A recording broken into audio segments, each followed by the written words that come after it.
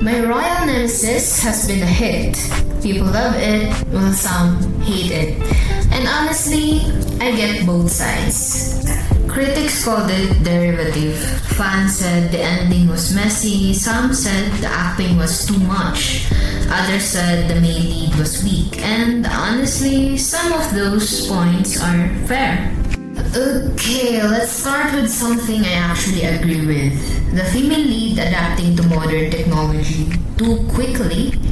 She's a noblewoman, Jocelyn, and within days she's using smartphones like she's lived here her whole life. I get why people find it unrealistic. But I think the show made a choice. It prioritized space over realism. If they had spent episodes showing her struggle with modern tech, the main plot would have dragged. In a 14-episode drama, you have to prioritize. And honestly, the progression is there if you just pay attention to it. She asks questions, she gets confused. And it's not just the main point of the story. Another one I get, the flashbacks. Some people found them jarring, disruptive, and I can see why.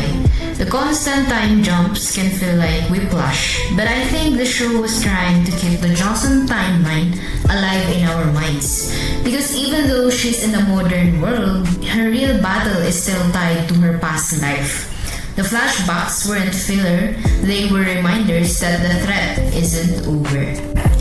Then there's the male lead criticism. Some people called him a walking red flag, cold, controlling, rude. And yeah, he starts off that way. But I think his coldness is a shield, not his true self. As the story goes on, we see his vulnerability and his willingness to change. The show doesn't justify his early behavior, it shows him growing out of it.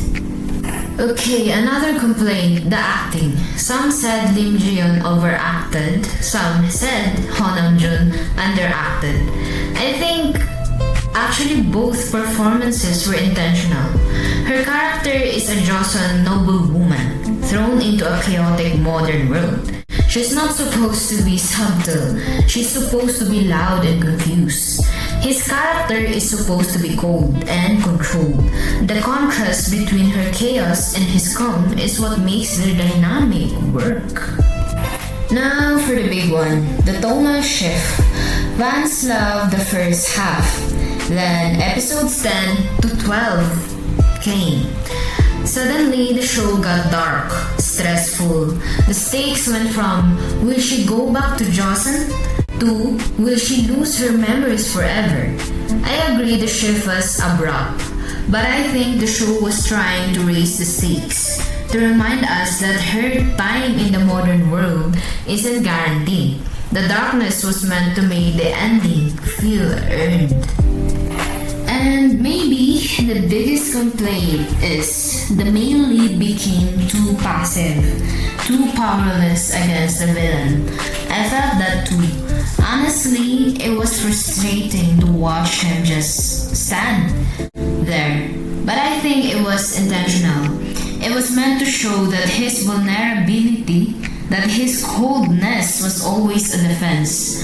And in the end, he had to rely on others. That's part of his growth. But I agree, it could have been executed better. But still, I think it was intentional. It is to show that even the most powerful people can be powerless when it comes to the people they love. And although it is like his weakness, but I think fans also had been touched by his move because it shows that that's how much he can sacrifice for the person that he very deeply cared for. Then there's the derivative complaint. People say it's just a copy of the other time travel K-dramas. And honestly, it is. The formula is familiar. But originality isn't always the point. Sometimes a show can take a familiar formula and execute it well enough that it still feels fresh. And for me, the chemistry between the leads carried it. It's not trying to be a masterpiece. It's trying to be fun. So here's my honest take. The criticisms are fair, the flashbacks could have been smoother, the adaptation was unrealistic, the tonal shift was abrupt. But for me, the show works because of the chaos, because of the chemistry, because it doesn't take itself too seriously. It's a vibes-based drama. If you go in knowing that, you'll probably enjoy it more than if you're looking for a tight, logical plot. That's my take. What do you think? Do you agree with the critics or do you think the show gets too much hate? Comment below, subscribe if you want more honest reviews. I'll see you in the next one.